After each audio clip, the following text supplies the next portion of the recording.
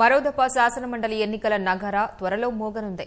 పెద్దల సభలో ఏర్పడ్డ ఖాళీల భర్తీ కోసం వచ్చే నెలలో ఉప ఎన్నికలు నిర్వహించే అవకాశం ఉంది. న్యాయస్థానాల్లో వ్యాజ్యాలు ఉన్న వాటిని మినహాయించి మిగతా స్థానాలకు ఈసీ త్వరలోనే షెడ్యూల్ విడుదల చేయనుందని అంటున్నారు.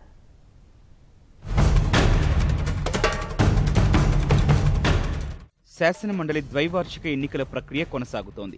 అసెంబ్లీ కోటాలో 5, పట్టభద్రులు, ఉపాధ్యాయ, స్థానిక సంస్థల కోటాలో 4 స్థానాలకు ఎన్నిక కోసం ఇప్పటికే నామినేషన్ల ప్రక్రియ కూడా పూర్తయింది. ఈ 9 స్థానాల నుంచి ఎన్నికైన వారి పదవీకాలం నెలాఖరుతో ముగియనుంది. అటు వివిధ కారణాల వల్ల పెద్దల సభలో మరికొన్ని స్థానాలు కూడా ఖాళీ అయ్యాయి. శాసనసభ కోటాలో 2, స్థానిక సంస్థల కోటాలో 4 స్థానాలతో పాటు గవర్నర్ నామినేటెడ్ కోటాలో 1 స్థానం ఖాళీ అయ్యింది.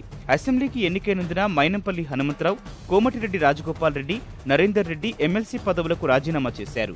పార్టీ మారిన కొండా మురళి కూడా మండలి సభ్యత్వానికి రాజీనామా చేయగా యాదవరెడ్డి, భూపతిరెడ్డి, రాములు నాయక్పై అనర్హత వేటు పడింది.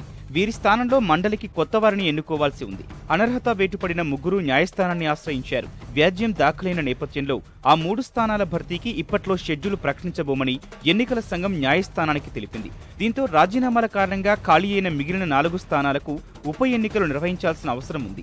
అసెంబ్లీ కోటా నుంచి 1, ఉమ్మడి వరంగల్, నల్గొండ, రంగారెడ్డి జిల్లాల స్థానిక సంస్థల నియోజకవర్గాల నుంచి ఒక్కొక్కరిని ఎన్నుకునేందుకు ఉప ఎన్నికలు నిర్వహించాలి. ద్వైవార్షిక ఎన్నికలతో పాటే ఈ స్థానాలకు కూడా ఎన్నికల షెడ్యూల్ విడుదలవుతుందని భావించారు. అయితే ఈసీ కేవలం ఈ నెలాఖరుకు పదవి విరమణ చేసే వారి స్థానాల్లో కొత్త వారిని ఎన్నుకునేందుకు మాత్రమే ఎన్నికల షెడ్యూల్ ప్రకటించింది.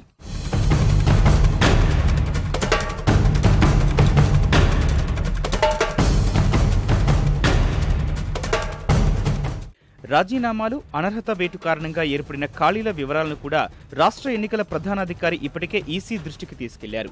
మండలి ఉప ఎన్నికల కోసం పలువురు ఆశావహులు ఎదురుచూస్తున్నారు. దాదాపుగా అన్ని అధికార పార్టీకి దక్కే అవకాశం ఉన్న నేపథ్యంలో మండలికి వెళ్లాలని భావిస్తున్న నేతలు ఈ స్థానాలపై ఆశలు పెట్టుకున్నారు. రాష్ట్రంలో స్థానిక సంస్థల పదవీకాలం జూన్ నెలతో ముగియనుంది. లోక్సభ ఎన్నికల పోలింగ్ పూర్తయిన వెంటనే స్థానిక సంస్థలకు ఎన్నికలు నిర్వహించాలని రాష్ట్ర ప్రభుత్వం భావిస్తోంది. దీంతో ప్రస్తుతం ఉన్న స్థానిక సంస్థల ప్రతినిధులతోనే శాసనమండలి ఉప ఎన్నికలు జరుగుతాయని అంటున్నారు. ఉప ఎన్నికల కోసం త్వరలోనే షెడ్యూల్ విడుదల చేస్తారని అంటున్నారు.